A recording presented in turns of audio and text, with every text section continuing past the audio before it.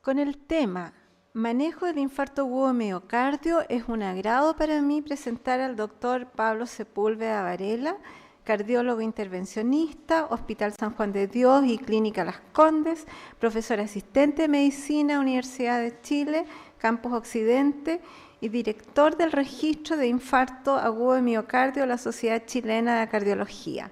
Agradecemos su presencia esta mañana. Muchas gracias, doctora. Buenos días. La verdad que es un placer dirigirme a ustedes con este tema que es tremendamente relevante y que probablemente en el tiempo que tenemos no vamos a poder agotar en detalle. Yo como referencia, y les sugiero, gran parte de mi presentación está basada en las últimas guías de manejo de infarto agudo del miocardio publicadas el año pasado por la Sociedad Europea de Cardiología. ¿Por qué hago referencia a estas guías? Porque tanto las guías americanas de infarto están un poco retrasadas en su actualización, se esperan para este año, y nuestras guías nacionales están en este momento precisamente en revisión. Gran parte de las modificaciones que van a incorporar estas guías ya las tiene la guía de la Sociedad Europea, por eso yo hago referencia a ello. Así hemos tratado de organizar la siguiente presentación. Vamos a hacer un repaso somero respecto a algunos aspectos epidemiológicos del manejo del infarto agudo del miocardio en Chile, y después me voy a centrar específicamente en aquellos aspectos de diagnóstico y de manejo orientado a lo que hoy conocemos como la estrategia fármaco-invasiva, que es la combinación de lisis, ¿no es cierto?, trombolisis con acceso precoz a angioplastía. Me imagino que en esta audiencia todos saben, y ya no hay mucha discusión al respecto, que el tratamiento de elección para el infarto agudo del miocardio es la angioplastía primaria. Lamentablemente esa no está disponible ni en el mundo ni en Chile en forma extendida, por lo tanto hoy en día lo que se preconiza y ustedes lo van a ver probablemente en las nuevas guías nacionales, es la fármacointervención y vamos a referir un poquito más en detalle a eso. Voy a hacer mención en básicamente los aspectos epidemiológicos basándome en los resultado del registro GEMI de la Sociedad Chilena de Cardiología, que es un registro lleva más de 20 años, con más de 25.000 pacientes en el registro, de donde vamos a revisar algunos aspectos epidemiológicos. Comenzando entonces, primero que nada, con los factores de riesgo. ¿Qué nos muestra el registro GEMI? Que a través de los años, los últimos 20 años, los factores de riesgo han mantenido relativamente constantes, o, si lo quieren ver de otra manera, o incluso peor, francamente en aumento. La diabetes, la hipertensión arterial, la dislipidemia y el tabaquismo son los factores clásicos, y nosotros vemos en el registro que año tras año esto va en aumento en aquellos pacientes que consultan por infarto agudo del miocardio. Respecto de la cardiopatía coronaria como tal, ¿cuál es el antecedente que vemos en nuestros pacientes con infarto? En el registro GEMI, entre un 12 y un 15% de los pacientes ya han tenido un infarto previamente, y estamos viendo con más incidencia, más frecuencia, la presencia de angioplastías previas, es decir, la población hoy en día que sobrevive al infarto, tiene una intervención, es probable que vuelva a tener un nuevo episodio, un evento agudo. Insuficiencia cardíaca como antecedente se ha mantenido relativamente estable, y la cirugía cardíaca también como antecedente relativamente bajo. Hoy en día la principal forma de revascularización es a través de la angioplastía primaria.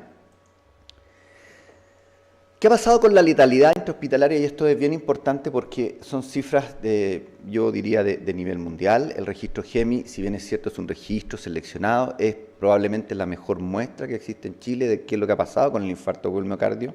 Es comparable con algunas cifras ministeriales, pero lo más importante y el mensaje que yo quisiera dejar acá, que en los últimos 20 años el infarto agudo del miocardio ha disminuido su letalidad intrahospitalaria de cerca de un 15 a 20%, a lo que tenemos hoy en día una letalidad intrahospitalaria de 7 a 8%. Eso es lo que nos dice el registro GEMI.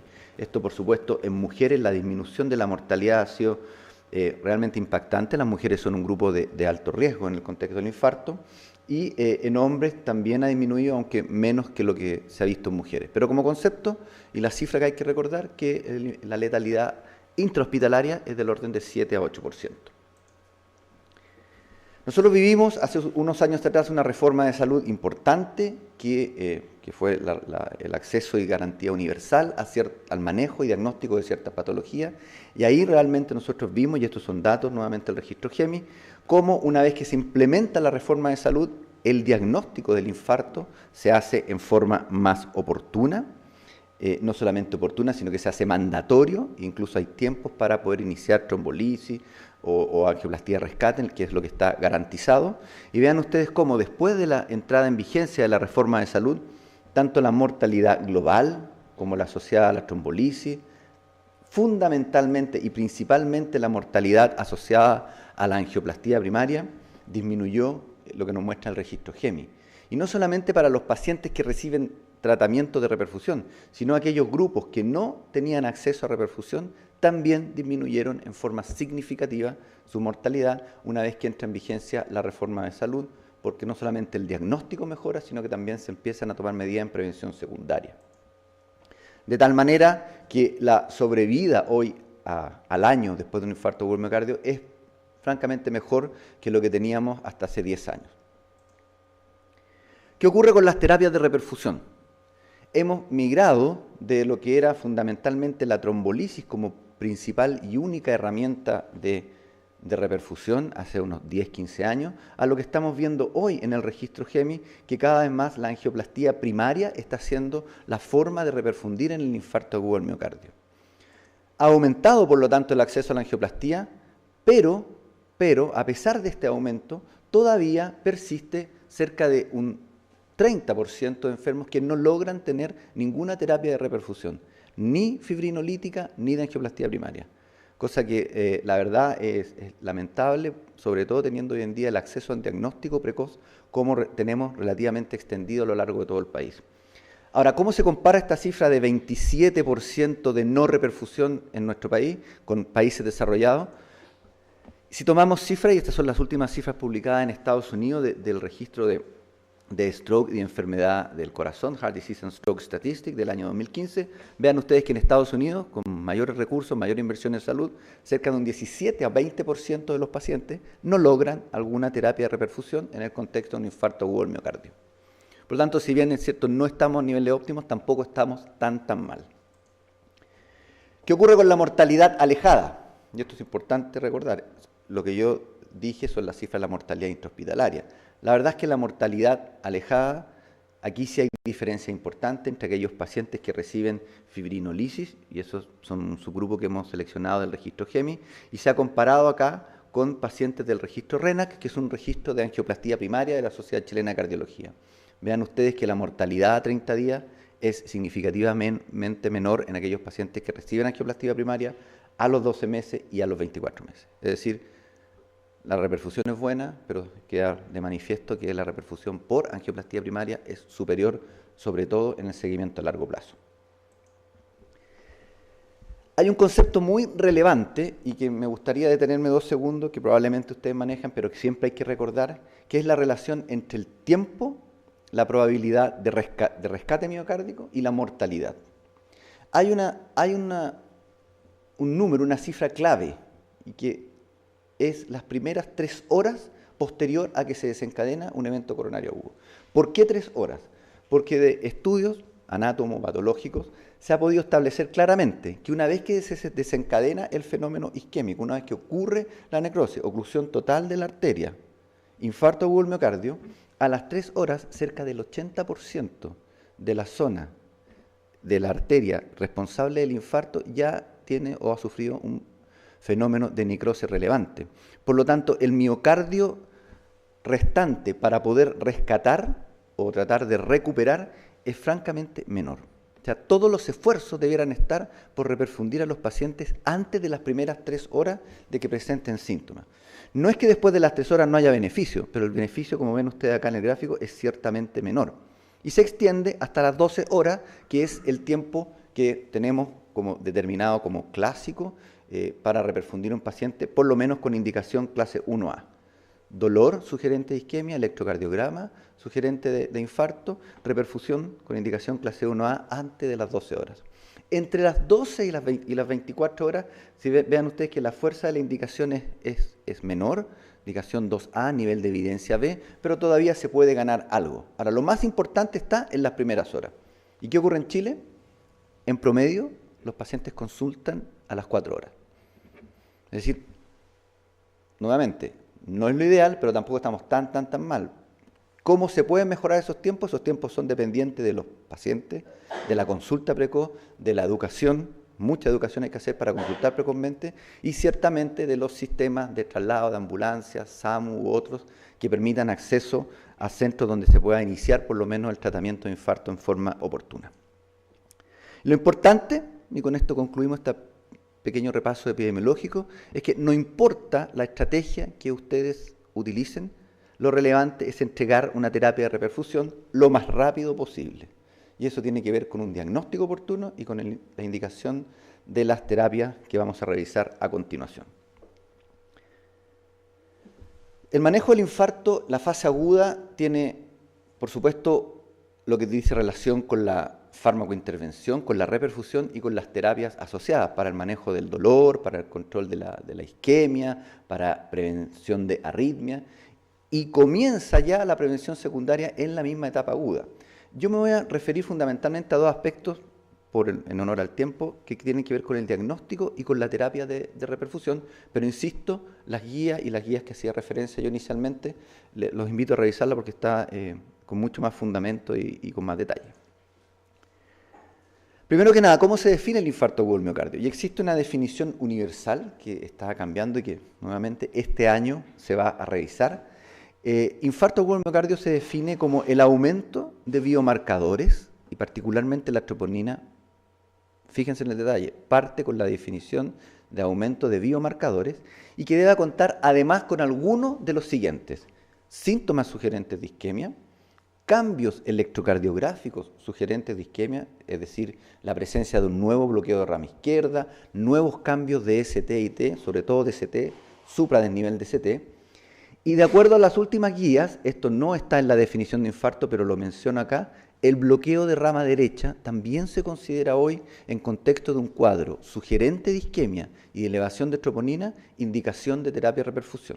No solamente el bloqueo de rama izquierda, sino también el bloqueo de rama derecha. La presencia de ondas Q patológicas, evidencia de nuevas, a través de imágenes, de nueva pérdida de miocardio viable o alteraciones de la motilidad segmentaria.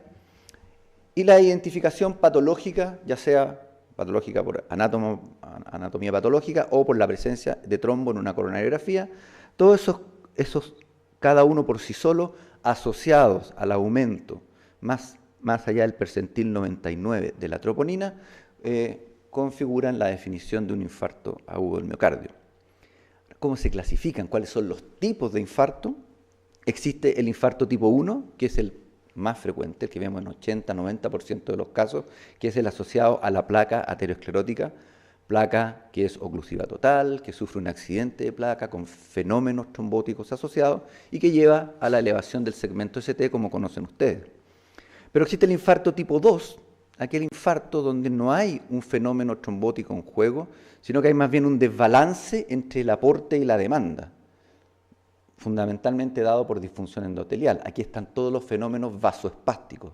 La angina vasoespástica puede llevar a un infarto agudo del miocardio, o aquellas condiciones donde hay un aumento o hay un desbalance entre el aporte y la demanda, fenómenos de tirotoxicosis, cuadros sépticos, etcétera. Intoxicaciones farmacológicas pueden hacer que aumente la demanda y a través de ese mecanismo, vasoespasmo e infarto. El infarto tipo 3 es aquella muerte cardíaca súbita o aquella muerte que en el fondo se presupone de origen coronario, pero que no dio tiempo para que se elevaran las enzimas de tal manera de hacer un diagnóstico como lo pide la definición universal de infarto. El infarto tipo 4 es específicamente el infarto asociado al intervencionismo coronario, ¿ya?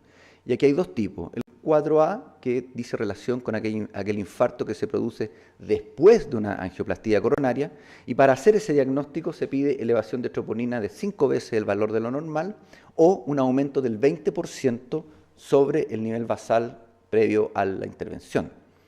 Existe el infarto tipo 4B, que es también relativamente frecuente y que suele ser muy letal, es el asociado a trombosis de stent, es decir, un paciente que ha tenido una intervención, tiene un stent implantado y tiempo después, 6, 8, 9 meses después, hace un nuevo cuadro coronario agudo con supradesnivel de ST y asociado a eso hay una trombosis del stent. Esos infartos se ven sobre todo en aquellos pacientes que tienen estén no farmacoactivos, o sea, estén convencionales. Y finalmente el infarto tipo 5 es aquel infarto asociado a la cirugía de revascularización miocárdica. Aquí los criterios son más estrictos todavía y se exige elevación de la troponina más de 10 veces del valor normal alto que tenga el laboratorio, pero además asociado a nuevas ondas Q o aparición de nuevos bloqueos de rama izquierda y o alteraciones del ST y T para hacer el diagnóstico. Por lo tanto, esta es la definición que se usa, que es una definición operacional, que también permite tener información para los estudios, pero que desde el punto de vista etiopatológico de lo que vamos a hacer en el contexto agudo para la reperfusión, no tiene mucha relevancia. O sea, aquí lo importante, como vamos a ver, clínica y alteración electrocardiográfica que nos lleven a nosotros a indicar una reperfusión oportuna. El electrocardiograma, y aquí me detengo porque esto es relevante. El electrocardiograma en un paciente con infarto debe ser interpretado antes de 10 minutos. Esos son los estándares de calidad que nos ponen las guías internacionales y que también va a estar probablemente en las guías nacionales. Es fácil interpretar un electro cuando se presenta como un electrotípico, supradesnivel, en este caso como es en la pared inferior. Aquí vemos supradesnivel de 2, de 3 ABF, 1 milímetro de supradesnivel en al menos 2 derivadas contiguas de los miembros, o en el caso que fuera un infarto de pared anterior, 2 milímetros de elevación de segmento ST en las derivadas precordiales. Eso relativamente fácil de interpretar. Cuando se complica un poco el cuadro es cuando estamos en presencia de bloqueos de rama, particularmente de bloqueo de rama izquierda. Y aquí existen los famosos criterios de Sgarbosa, que en general los urgenciólogos manejan mucho, los internos, los becados, siempre se van por estos criterios que son excepcionales, no es la regla. Si bien es cierto, son específicos, son muy poco sensibles. Vale la pena revisarlos porque pueden ayudar si uno tiene duda en el contexto de un bloqueo de rama preexistente. Y son básicamente 3. Uno es la elevación del segmento ST, que sea concordante con la deflexión del bloqueo de rama, y aquí más de 1 milímetro ya hace diagnóstico. El supradesnivel de ST, hablamos discordante con la predominancia del complejo QRS, en este caso se pide más de 5 milímetros, ese es un criterio, y probablemente el criterio que casi todos buscan, pero fíjense que no es de los más sensibles. Y finalmente, una disminución del segmento ST en B1, B2 y B3 de más de 1 o 2 milímetros, pero que sean en las 3 derivadas concordante con la deflexión del bloqueo de rama, ¿ya? Por sí solo, alguno de estos no hace el diagnóstico, no contribuye, la sensibilidad y la especificidad aumenta cuando se tiene un score, en este caso el score de Sgarbosa, mayor de 3. Y vean ustedes que este es el más específico, confiere 5 puntos, este 3, y el criterio de la discordancia del ST, que es el que más buscan y más aparecen, por sí solo no apoya el que estemos ante un infarto. Se requieren además estas otras alteraciones, que no siempre son fáciles de diagnosticar. Esto para tenerlo presente en contexto de bloqueo de rama izquierda o en aquellos pacientes que se presentan con un marcapasos. También pueden servir estos criterios. Y finalmente los infartos de tronco coronario izquierdo, que son infartos muy temidos, de alta mortalidad.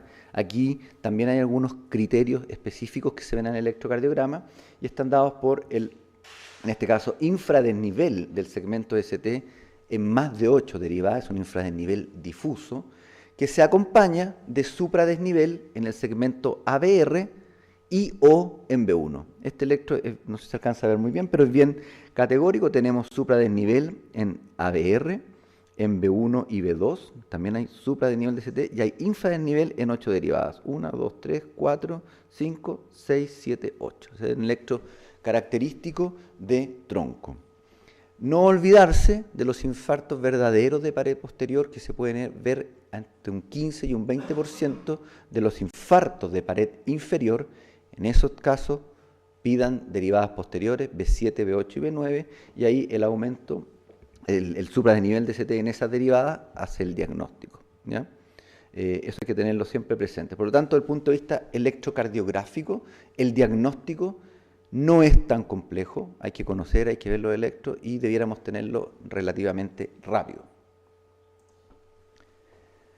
Entrando un poquito más en detalle ahora respecto de las guías, este es un cuadro que a mí me gusta mucho porque resume mucha información, es información útil y actualizada. quiero que se concentren fundamentalmente en esta zona del cuadro. ¿Qué es lo que ha cambiado en los últimos 5 años respecto del manejo del infarto agudo del miocardio? Y vean ustedes cómo hace 5 años el acceso radial para la angioplastía primaria era una indicación 2A, hoy en día es una indicación clase 1. Han salido múltiples estudios que demuestran que el acceso radial es seguro, tiene menos complicaciones, no retarda el procedimiento y en buenas manos, en manos expertas, es tanto o más, de hecho hoy en día, o más efectivo que el acceso femoral, ¿ya? Yo trabajo en centros donde el acceso radial es superior al 96% para todos los pacientes, 96-97%. Por tanto, hoy en día el acceso radial es una indicación clase 1 de manejo en el infarto agudo del miocardio. Misma cosa para los stents farmacoactivos o stents liberadores de drogas, drug-eluting stents de su sigla en inglés. Hoy tiene una indicación clase 1. Paciente con infarto, indicación de stent farmacoactivo, no metálico. Esa discusión también ya está zanjada. Habían algunas evidencias de trombosis, trombosis tardía, trombosis muy tardía de stent. Eso quedó zanjado con estos estudios que se mencionan ahí.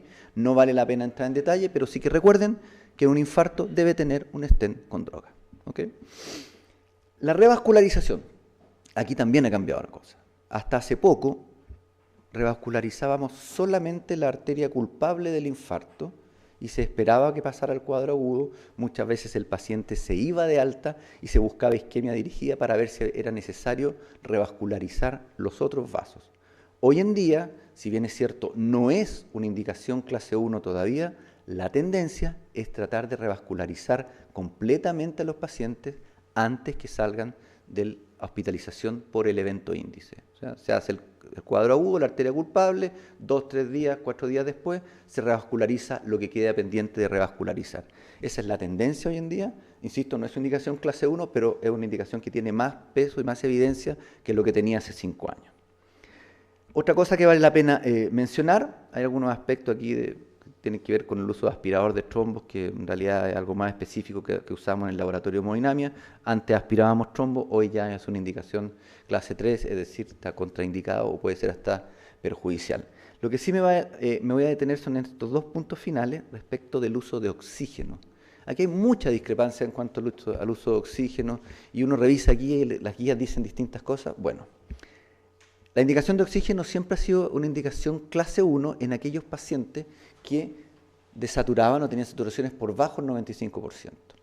Hoy esa indicación, el uso de oxígeno, sigue siendo clase 1, pero vean ustedes que se debe indicar solamente en aquellos casos en que la saturación sea menor al 90%.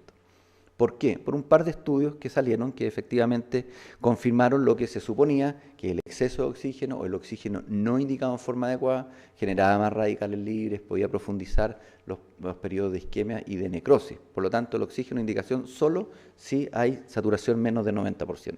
Muchas veces uno ve que en el servicio de urgencia viene un paciente con infarto y con dolor y casi una respuesta de reflejo, oxígeno. Eso, por favor, no. Y respecto del uso de los trombolíticos, hoy se prefieren los trombolíticos o fibrinolíticos de última generación, es decir, segunda o tercera generación. En Chile contamos con el tenecteplase, el uso del tenecteplase está bastante extendido y aquí sí hay que hacer una alerta y lo vamos a revisar con un poco más de detalle. Cuando se usen este tipo de fibrinolíticos de tercera generación en pacientes mayores de 75 años, reducir la dosis a la mitad, porque ahí este es un subgrupo que tiene una mayor incidencia de hemorragia cerebral, como lo han demostrado varios estudios, particularmente el estudio STREAM, que es un estudio que evaluó precisamente el uso de trombolíticos, lo voy a revisar con más detalle, el uso del tenecteplase, en este contexto de la estrategia fármaco-invasiva, es decir, trombolisis y angioplastía precozmente, y ahí se vio un incremento de hemorragia cerebral en aquellos pacientes mayores de 75 años. Por lo tanto, si usan tenecteplase, disminuir la dosis en ese grupo etario. Hay algunas recomendaciones nuevas que dicen relación con el uso de terapia de estatina en altas dosis en pacientes de alto riesgo. Si luego de unos 6 meses no se encuentra en el objetivo de LDL menores de 70, que sigue siendo un objetivo clásico, hay que intensificar la terapia para bajar incluso más allá de 70 el LDL, que si bien es cierto no es una indicación clase 1, es una indicación que está tomando más fuerza a raíz de unos estudios que han salido, ya sea combinando estatinas con ezetimibe, particularmente atorvastatina con ezetimibe, o con nuevas terapias biológicas para el manejo de la dislipidemia. Pero insisto, lo importante está acá, esto es que lo recuerden porque son, digamos, indicaciones que uno debiera pedirle a todo paciente que se maneje hoy en día en forma moderna y efectiva de un infarto agudo del miocardio, donde sea que esté. O sea, yo puedo no tener acceso a un laboratorio de hemodinamia, pero si lo voy a mandar, yo quisiera que mi paciente fuera tratado con acceso radial, que le pusieran un stent con droga, que ojalá el oxígeno fuera bien indicado y una serie de detalles que vamos a revisar ahora. Respecto del alivio de los síntomas y de la hipoxemia, fíjense en esta tabla. Insisto nuevamente, el oxígeno, indicación clase 1, nivel de evidencia C, lo que acabamos de revisar. Clase 3, indicación de oxígeno en pacientes que tengan más del 90% de saturación. Y respecto a los síntomas, fíjense lo que dice en esta guía. Opioides para el alivio del dolor o benzodiazepina. ¿Dónde queda la nitroglicerina? La usamos habitualmente. No está contraindicada. Pero la nitroglicerina a veces no es tan bien tolerada y potencia rápidamente a los pacientes, sobre todo si no se indica bien, puede ir asociado a náusea, a vómito, a bradicardizar a veces más a los enfermos. Por lo tanto, la nitroglicerina está, para el manejo y alivio de los síntomas, asociada fundamentalmente a aquellos pacientes que se presenten hipertensos o más hipertensos que lo habitual, ¿ya? La guía no la hace mención, no estoy diciendo que haya que eliminarla, pero hay que manejarla con cuidado. Y respecto del paro cardiorrespiratorio resucitado, ¿qué es lo que hay que hacer? Aquí no hay ninguna duda, si el paciente en el electro de salida tiene un supradesnivel de ST, hay que ir a angioplastía primaria lo antes posible. Y cuando digo lo antes posible no significa de inmediato. Siempre en un paciente en paro recuperado es importante tener al menos alguna idea del estatus o la condición neurológica. Si el paro ha sido muy prolongado, si hay evidencia de daño neurológico inicial, claro, es cierto que sigue siendo una indicación clase 1, pero hay que sopesar muy bien el hecho de llevar un paciente al pabellón de hemodinamia donde tendrá anticoagulantes, antiagregantes, y si hay algún problema cerebral como causante de su paro, puede ser letal, ¿eh? Por lo tanto, indicación clase 1, pero con algún tiempo, aquí nos da un poco más de tiempo, salvo que esté extremadamente choqueado el paciente, da un poco más de tiempo para precisar el diagnóstico neurológico. Ahora, si el paciente en el electrocardiograma de salida no tiene un supradesnivel de ST, pero uno sospecha por clínica, por cómo se dio el cuadro clínico, por antecedentes, diabético, coronario conocido, hipertenso, queda la sospecha del paciente puede ser coronario, también es una indicación de coronariografía precoz.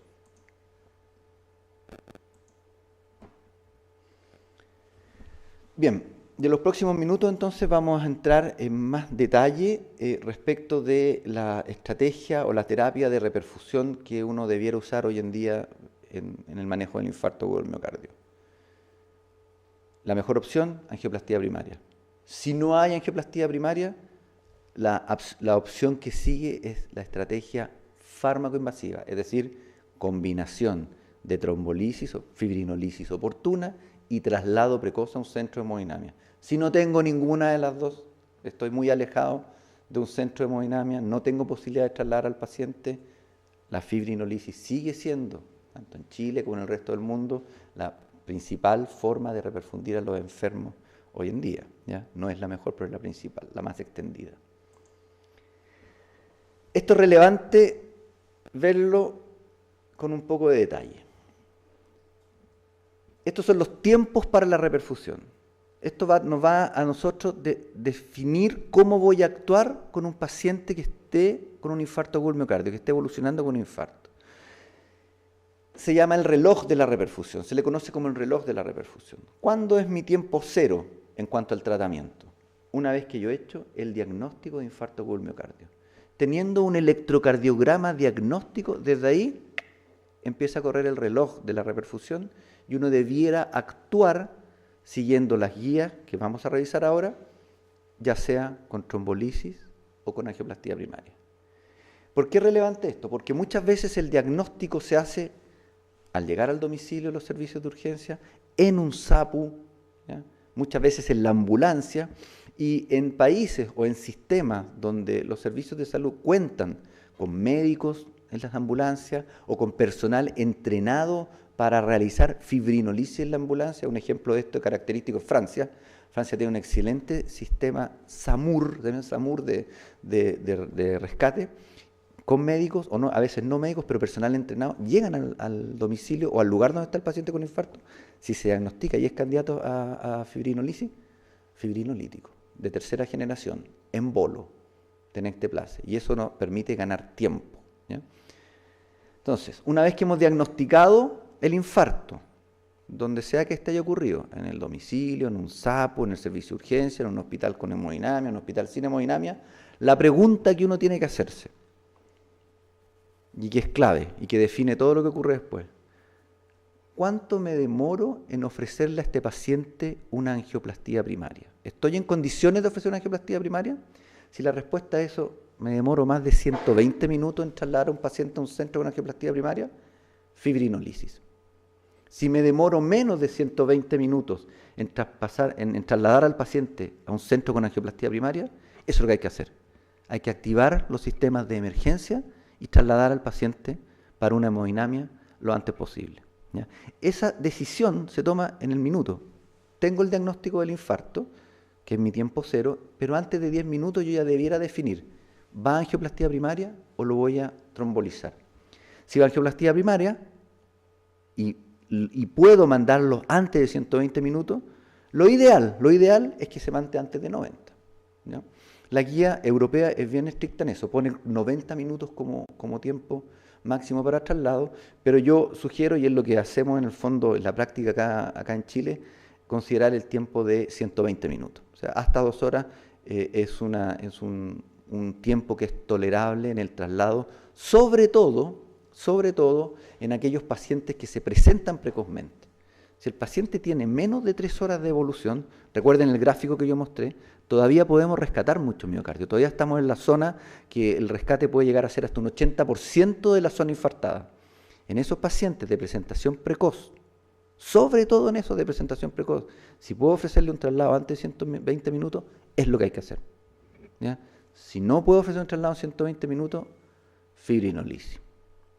¿Qué ocurre con el paciente que llega en forma tardía, el que llega a 4, 5, 6 horas de evolución del dolor? Y eso no es infrecuente, considerando que la media en Chile consultan 4 horas, van a llegar muchos pacientes con 6, 7 horas de evolución. En esos pacientes, la verdad es que la fibrinolisis ya, el beneficio es prácticamente nulo, ¿ya? Prácticamente nulo. Ahí es preferible trasladarlo, aunque el traslado demore un poco más que estas 2 horas que yo acabo de hacer mención. El traslado puede demorar un poco más porque el beneficio de mantener la arteria abierta y las posibilidades de abrir la arteria es mayor con angioplastía primaria, ¿ya? El problema está en los pacientes que consultan precozmente, donde uno ahí realmente puede hacer un cambio y que se va a traducir finalmente en menor disfunción ventricular izquierda. Por lo tanto, si yo decido angioplastía primaria, traslado. Si decido fibrinolisis, dar un bolo de fibrinolítico. Y fíjense esto, bolo de fibrinolítico. Las guías mencionan la streptokinasa, pero fundamentalmente hablan de trombolíticos de segunda y tercera generación, específicamente tenecteplase. Y en Chile sí lo tenemos, está disponible. No extendido en todo el país, pero hay SAPUS con tenecteplase. Hay hospitales de baja complejidad con tenecteplase, hay muchos servicios de urgencia con tenecteplase. O sea, es el trombolítico a utilizar y ustedes deben conocer cómo se usa, ¿ya? Si yo opto por la vía de la fibrinolisis, tengo que hacer la siguiente pregunta. A los 60 a 90 minutos de haber dado el bolo de fibrinolítico, yo les diría 90 minutos. Recuerden eso, no, 90 minutos. Evaluar el electrocardiograma a los 90 minutos. ¿Reperfundió el paciente o no reperfundió? Si reperfundió, coronariografía dentro de las próximas 24 horas. Aquí ya dicen entre 2 y 24. Dentro de las próximas 24 horas, coronariografía. Si no reperfundió, traslado a un centro para angioplastía de rescate. Y esa es una indicación que está avalada y que está garantizada. La angioplastía de rescate está garantizada por el GES. ¿Ok? Eso entonces es lo que se conoce como estrategia fármaco-invasiva. Combinación de fibrinolisis precoz y o traslado según el resultado. Fibrinolisis exitosa, 24 horas lo voy a tener estudiado. fibrinolisis que fracasa, y vamos a ver ahora los criterios de fracaso, hay que trasladar para un rescate. Esto vale la pena revisarlo en detalle, un poco para seguir insistiendo, ¿ya? La fibrinolisis, cuando la fibrinolisis sea la estrategia de reperfusión, hay que hacerla lo antes posible. Eso no hay que perder tiempo. Antes de 10 minutos. Tienen el electro antes de 10 minutos, antes de 10 minutos tienen que dar el bolo de tenecteplase. La guía recomiendan, como decía, trombolíticos de última generación. Ya habíamos comentado respecto a los pacientes de mayores de 75 años que hay que disminuir las dosis, ¿ya? Pero de todo esto yo quiero insistir en este punto. El traslado, como dice acá, el traslado para todos los pacientes está indicado inmediatamente después de la administración de la fibrinolisis. ¿Ya? Yo les diría que casi es preferible que la evaluación de la no reperfusión se haga en un centro con capacidad de angioplastía. ¿Me explico? Trombolítico y los traslados. El paciente llega al centro, en el centro se evalúa antes de 90 minutos, entre 60 y 90 minutos, si reperfundió, lo haremos en forma electiva, si no ha reperfundido, se activa en ese minuto ya con el paciente ahí el rescate. Esa es una estrategia, requiere de traslado relativamente oportuno. Si no tenemos esa posibilidad, se evaluará la reperfusión en el centro donde se hizo a los 90 minutos con el electrocardiograma. ¿Y qué es lo que se pide? Y esto es otra cosa, para evaluar reperfusión, y esto también quiero ser bien categórico, descenso del segmento ST mayor al 50%.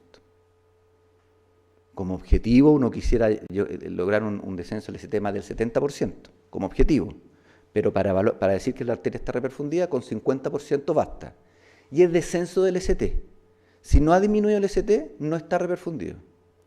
Si el paciente persiste con dolor, no es un criterio de no reperfusión. A nosotros nos llaman frecuentemente, mire, bajó el electro, pero el paciente sigue con dolor. Dolor va a haber. El dolor hay que manejarlo. Puede haber isquemia por reperfusión. El dolor por sí solo no constituye un criterio de falla. Solo el electrocardiograma. ¿Correcto? Disminución del ST. Dolor el paciente puede tener, insisto, y hay que manejarlo con nitroglicerina, con opioides, como quieran. El dolor se maneja. El criterio de falla es el electro. Vale la pena revisar someramente la terapia antiagregante plaquetaria dual que nosotros tenemos que dar asociado al fibrinolítico, en caso que yo opte por la pura vía fibrinolítica o en el caso fármaco invasivo, sobre todo en el caso fármaco invasivo.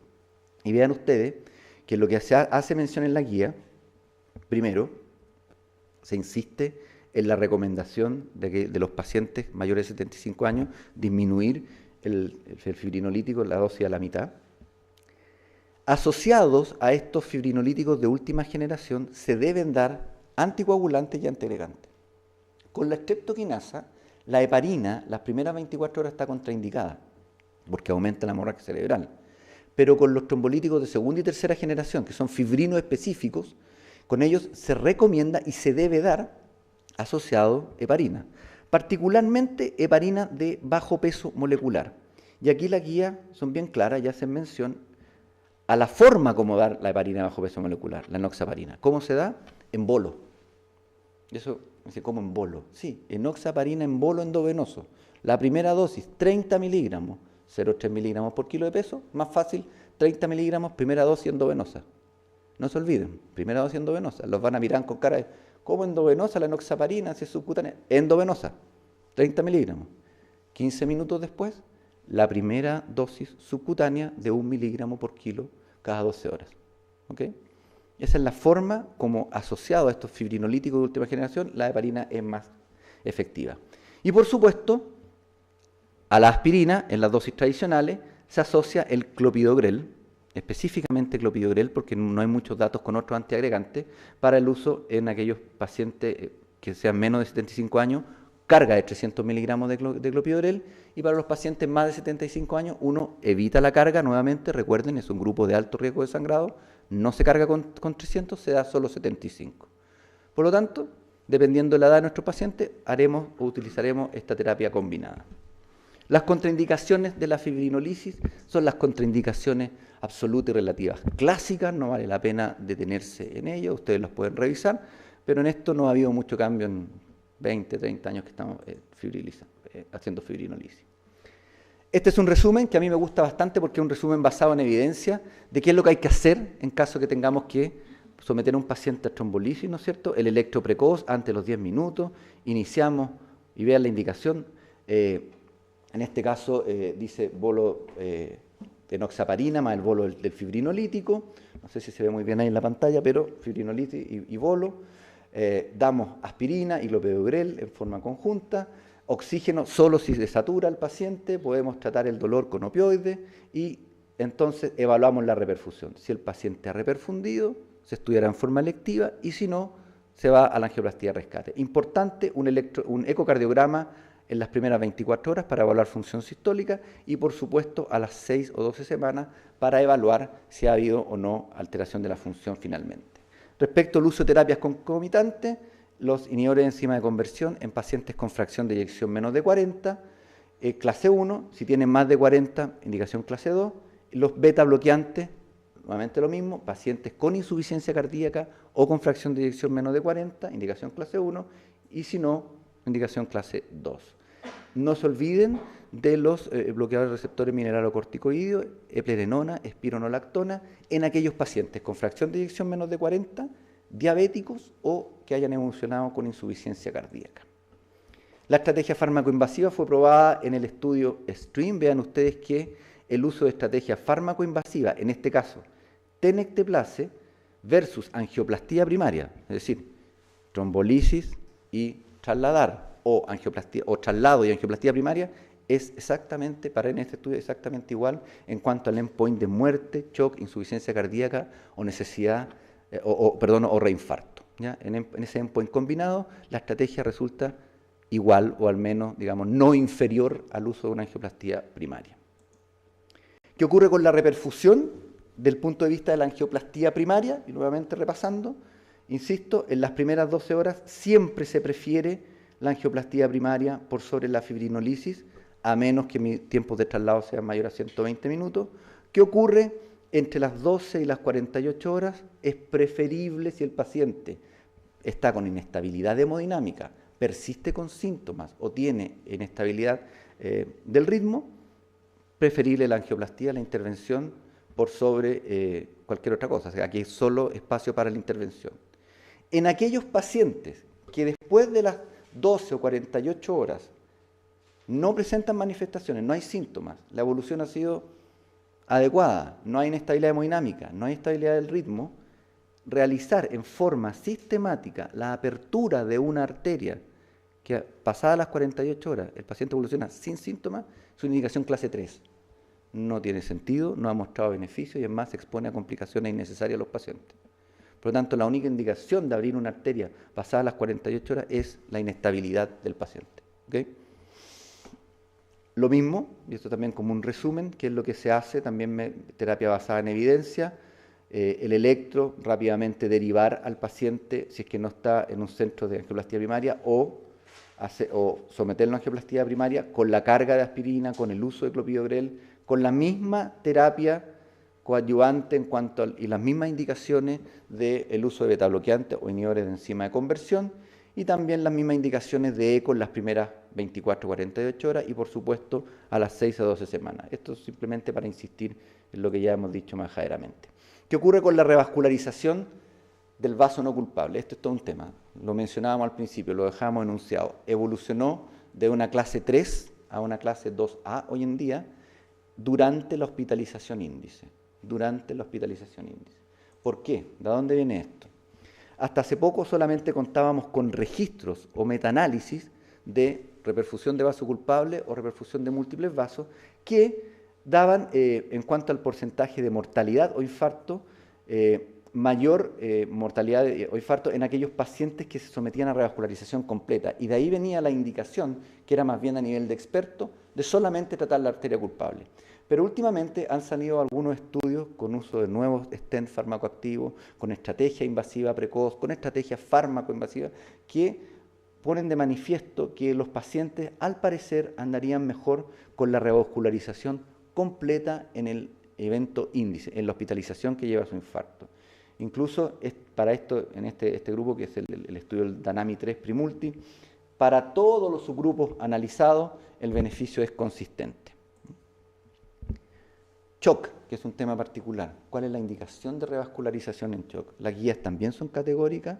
Durante el procedimiento hay que, dice, clase 2A, nivel de evidencia 3, revascularizar todas las arterias. Aquí dice el procedimiento, no es la hospitalización. Llega un paciente en shock grave, abro el vaso culpable y trato de abrir todo lo que tenga con lesiones más del 50% o que sean significativas. Indicación 2A, nivel de evidencia C. Está en la guía y va a seguir estando por un tiempo. Pero, ¿dónde está el pero? Puede que esto cambie. Se publicó el año pasado el estudio Culprit Shock, el primer estudio y único estudio randomizado en centros de Europa, que precisamente trató de contestar esta pregunta.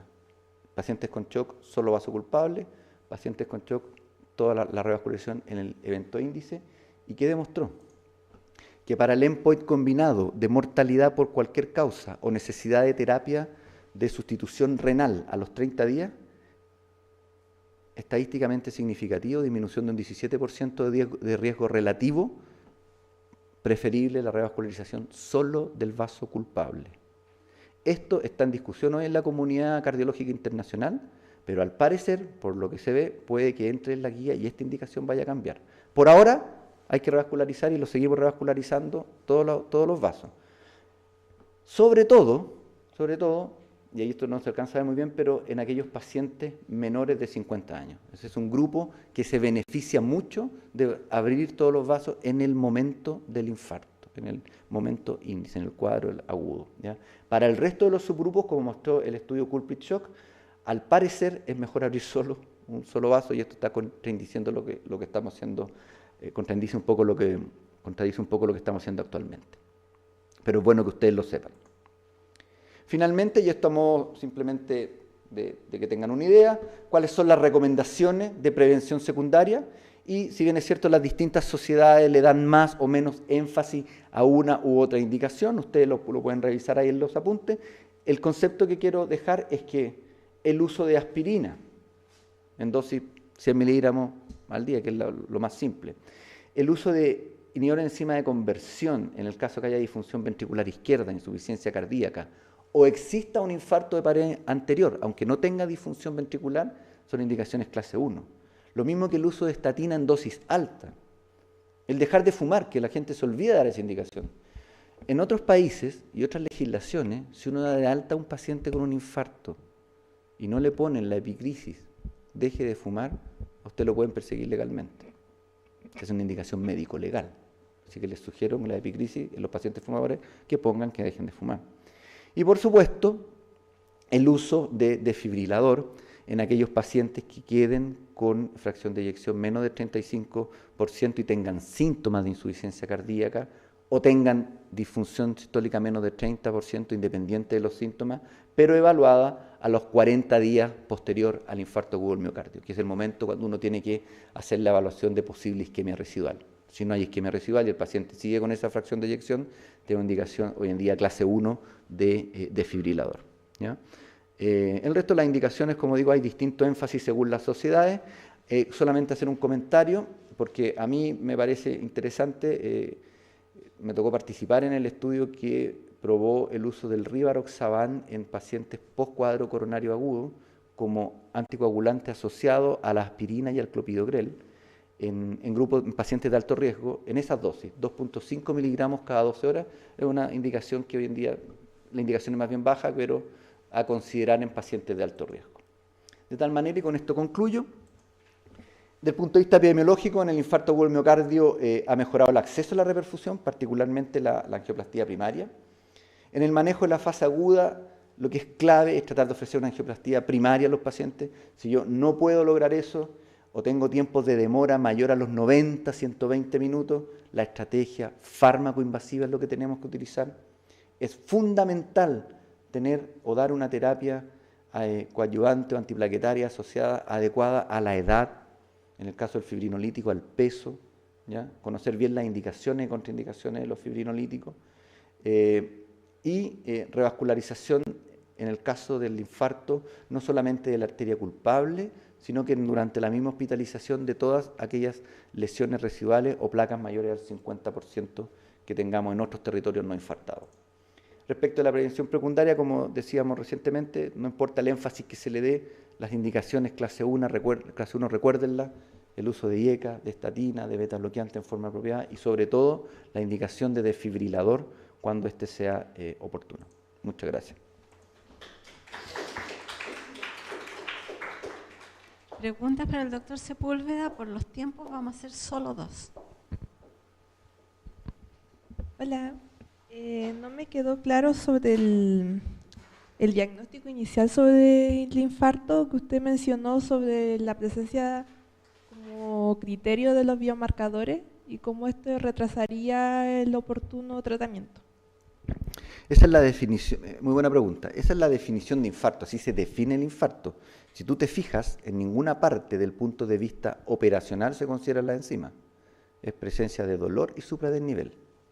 ¿Ya? Nunca hay que esperar enzimas para actuar. Las enzimas, pues, como muy bien sabes, se elevan en forma tardía, 4 o 6 horas o 3, depende cómo las consideremos. Y otro punto importante, la guía menciona no solamente la troponina, más que la mioglobina o la CK, ya no se recomienda usar, solamente troponina. No se debe retrasar, esto es un diagnóstico clínico, esperando enzimas. Si la enzima es tan elevada, lo único que me dice a mí es que ya tiene ciertas horas de evolución, más de 4, puede tener 4 a 6, pero no está en ninguna parte en la toma de decisión para actuar y reperfundir. Sí en la definición de infarto, porque si no hay enzima elevada no va a haber infarto como tal, pero pueden haber, uno puede abortar un infarto si actúa precozmente, antes de 1 hora, por ejemplo, y no va a tener ninguna elevación enzimática. O puede hacer con las intervenciones que la elevación sea menor a lo esperado. He escuchado de que en el caso de los infartos de ventrículo derecho o de pared posterior, la elevación del supradesnivel es más corta, y si uno no hace el electro relativamente precoz puede no pesquisarla. Quería saber si eso es así y cuánto tiempo dura.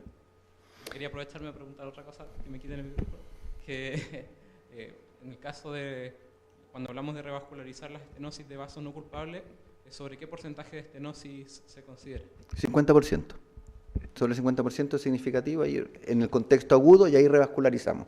Respecto a la pregunta de la elevación, es muy variable, o sea, no depende tanto del tiempo, depende de que uno lo diagnostique, lo pesquise. Hay que hacer siempre, ante la sospecha, hacer de 7 a B9, ¿ya? A veces, y tiene razón, el supra es más transitorio, pero el infradesnivel en B1, B2 o hasta B3, como imagen en espejo de un verdadero infarto posterior, puede persistir más tiempo. ¿Perdón? ¿Ventrículo derecho? El ventrículo derecho, perdón, ¿cuál fue la pregunta? La misma pregunta, si es que el supra también tiene una duración más. No, en el ventrículo derecho no, eso no es así. ¿El uso de tenecteplase en mayores o iguales a 75 años, bajar la dosis, significa la mitad de la dosis? Significa la mitad de la dosis. La tabla que uno está acostumbrado a utilizar por kilo de peso, a la mitad. Exacto.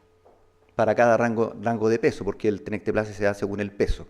Entonces, para cada rango, la mitad. Exacto. Bueno, la verdad es que qué manera de aprender hoy día con esta clase. Excelente presentación. Gracias. Y le damos un muy fuerte aplauso al doctor Sepúlveda. Muchas gracias.